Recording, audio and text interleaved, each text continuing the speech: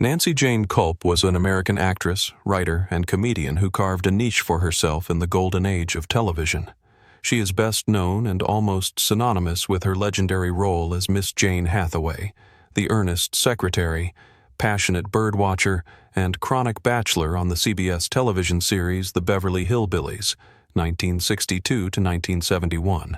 With her sharp wit, tall demeanor, and subtle comedic flair, Kulp turned the supporting role into a cultural icon, even earning her a prestigious Emmy Award nomination in 1967. However, a personal secret and seemingly impossible relationship between Kulp, a woman considered the epitome of a reserved intellectual, and Red Foxx, the comedian known for his brash style in Sanford & Son, was kept secret for decades.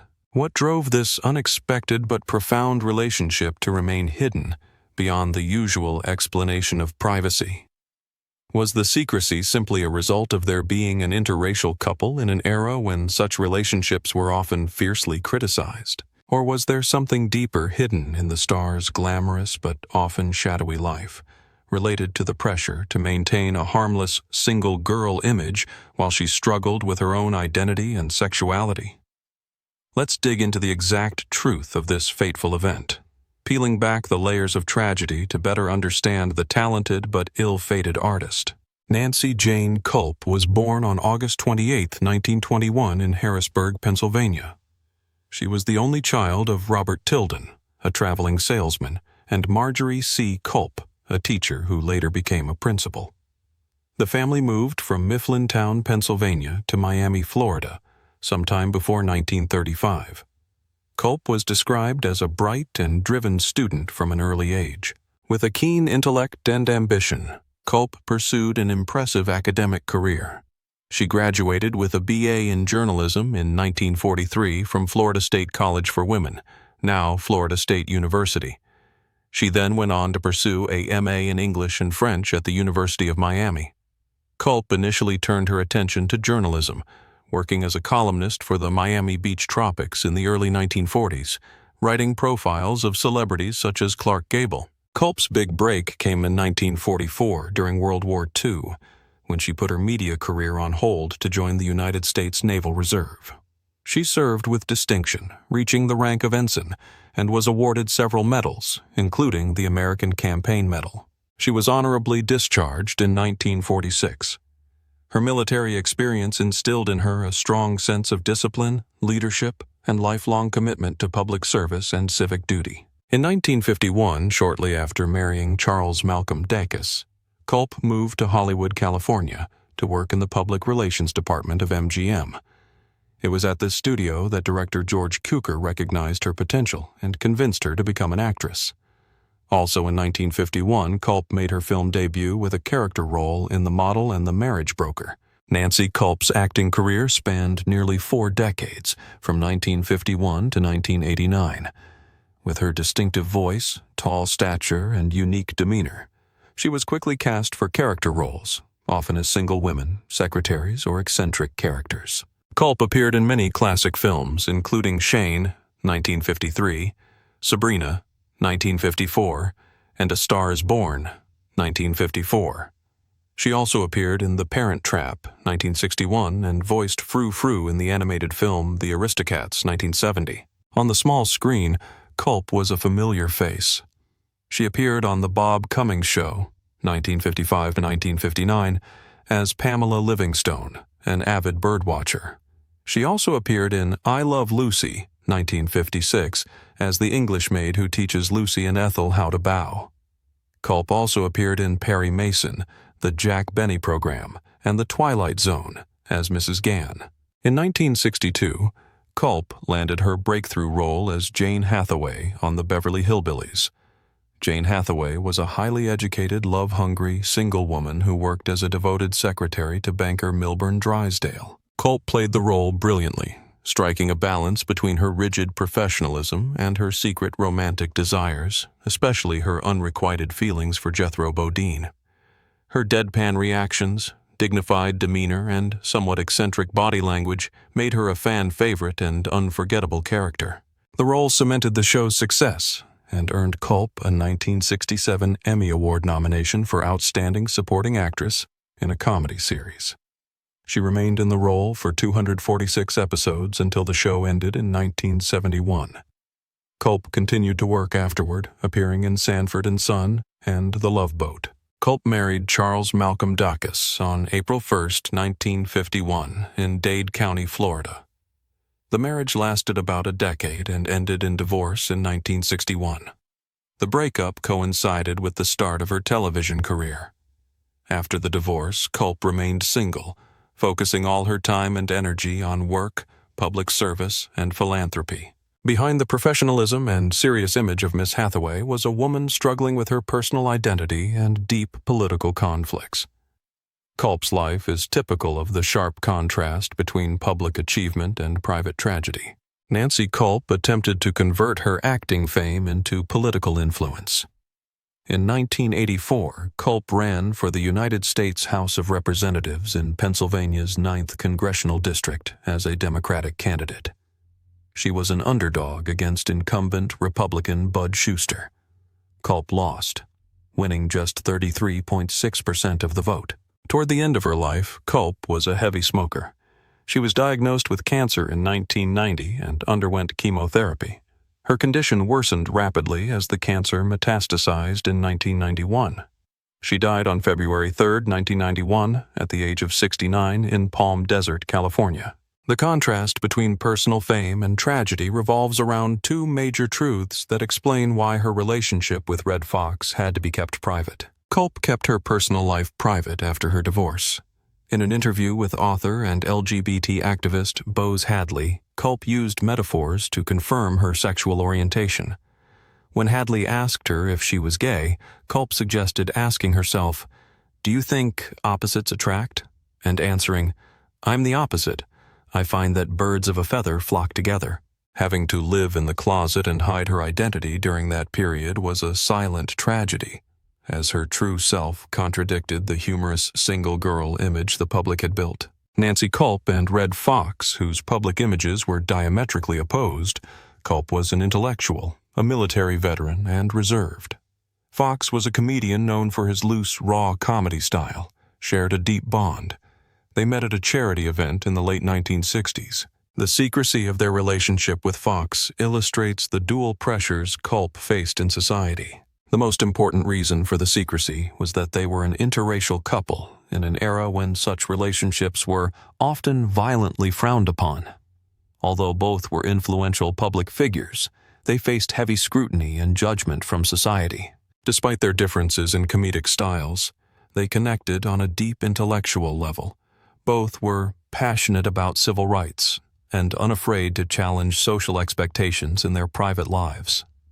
Kulp needed to maintain privacy because of her personal identity, while Foxx needed to maintain privacy because her public image was complicated by multiple marriages and personal struggles.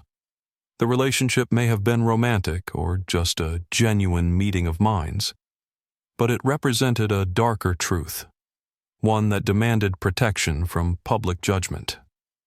Much darker and more disturbing than anyone expected was the actions of his colleague Buddy Ebsen, Jed Clampett, during the 1984 campaign. Ebsen, a staunch Republican, contacted his opponent Bud Schuster's campaign and volunteered to do radio ads, calling Kulp too liberal. Kulp and Ebsen had a frosty relationship on set because of their deep political differences. Kulp bitterly remarked that Ebsen wasn't the nice Jed Clampett you see on the show and should have stayed out of it. The event showed the brutality of political polarization, where collegial solidarity was broken and Kulp's reputation was weaponized by the very person she worked with. Ebsen's political defeat and betrayal were personal blows. Kulp subsequently labeled Ebsen persona non grata and asked her friends not to mention him. Kulp completely stepped away from the Hollywood spotlight. She worked as a resident artist and acting instructor at Juniata College, a private liberal arts college in Huntington, Pennsylvania, sharing her acting expertise with young actors. After fully retiring, Kulp moved to a farm in Connecticut in search of quiet, then moved to Palm Springs, California, where she devoted herself to charitable work, including the Desert Animal Protection Society, the Desert Theater League, and the Cerebral Palsy Foundation of America. Her post-Hollywood life was marked by purpose, service, and enduring generosity. Nancy Kulp's tragedy is one of suppressed authenticity. Her successful career relied on maintaining a strict image, while her personal life was much more complicated, requiring concealment of her sexuality and relationships, like with Red Foxx, to avoid racial and social judgment. Political events exposed the ruthlessness of the entertainment industry in dealing with ideological differences, which left her deeply traumatized. Kulp's tragedy stems from the sharp clash between her multifaceted identity, intellectual, ex-military, liberal, closeted lesbian, and the stereotyped public image of the single girl who was not controversial. Hollywood in the 1960s-1970s was a highly censored environment. Kulp's struggle to keep her identity a secret as a lesbian or bisexual woman is a deeply personal tragedy, reflecting her fear of losing her career and social acceptance. The relationship with Red Foxx is a symbol of defiance, but the fact that it had to be kept secret is evidence of how strong racism still is in the entertainment industry. They could not go public without facing violent opposition. The need to protect this genuine relationship forced Kulp to continue to maintain her wall of privacy. The political defeat of 1984 was not just a failure of a campaign, but a failure of an ideal. The fact that Buddy Ebsen, her on-screen colleague, publicly used Kulp's too liberal political views against her showed the ethical limits of professional relationships when opposing ideologies prevailed. This was the act that most deeply wounded Kulp, leading to her withdrawal from Hollywood. Nancy Kulp's personal and social tragedy culminated in 1984. Her attempt to be authentic and give back publicly, by running for office, was betrayed and weaponized by her former star, Ebsen, representing the Beverly Hillbillies. This failure shattered her belief in using her fame to serve the public. The revelation of her sexual orientation and interracial relationship with Red Foxx was far more tragic than the public image she had built. It revealed that the woman whom the public thought was single and without a complicated love life lived in a constant state of performance, keeping the core aspects of herself hidden to protect her career and her most genuine relationships. Kulp's tragedy is that of a brave soul and intellect held back by social prejudice. The primary responsibility lies with the social framework that placed such heavy pressure on Kulp. The Hollywood system and popular culture of the time forced her to choose between her career and her identity. However, Buddy Ebsen was responsible for the specific actions that hurt and hindered Kulp's public career by publicly criticizing her political views. Ebsen's actions were not just about political differences, but also about betraying the trust of colleagues. Nancy Kulp's tragedy is a warning about the cost of concealing one's identity and the devastation that political polarization can cause in personal relationships. Her story underscores the importance of resilience. Kulp, after a bitter defeat, did not retreat but found new meaning in community service, teaching, and philanthropy. She redefined personal success outside the spotlight. The story of Kulp's secret relationship with Red Foxx, along with the truth about her sexuality, reflects the ongoing struggle of diverse individuals to find acceptance and truth in public. It raises questions about how society continues to impose gender and racial stereotypes on celebrities, and how the most genuine connections often exist in the shadows. Nancy Kulp, a woman who served her country in the military, was not allowed to live her life openly in peacetime. Kulp's truth is complicated. She was a closeted lesbian who had a secret intellectual romantic relationship with a man of different race, while the public only saw the single, bird-loving Miss Hathaway. Accepting this truth requires readers to look beyond the media-driven image and see Kulp as a multifaceted individual whose deep personal struggles far outweighed her on-screen persona. Nancy Kulp left behind a multifaceted legacy. She was not only the eternal Miss Jane Hathaway, the witty screen personality who was nominated for an Emmy. She was also a courageous Navy ensign, a sharp journalist, a dedicated educator, and a staunch philanthropist. Her life is a testament to her intellect and resilience, but also a poignant reminder of the price of image control, the private tragedy of personal identity, and the bitterness of professional betrayal. Her tragic need to hide her personal identity and an interracial relationship, coupled with her public political betrayal, shows that even the most successful stars cannot escape the grip of social prejudice and ideological polarization. What questions does the story of Nancy Kulp, a resilient woman who had to keep her sexuality and relationship with Red Fox a secret, failed in politics, and faced death, raise about how we define success and authenticity for celebrities? Do you think Hollywood and modern society have truly learned the lesson of tolerance and acceptance in allowing celebrities to live their lives openly? Or does the pressure to maintain a perfect image continue to force them to hide core aspects of themselves?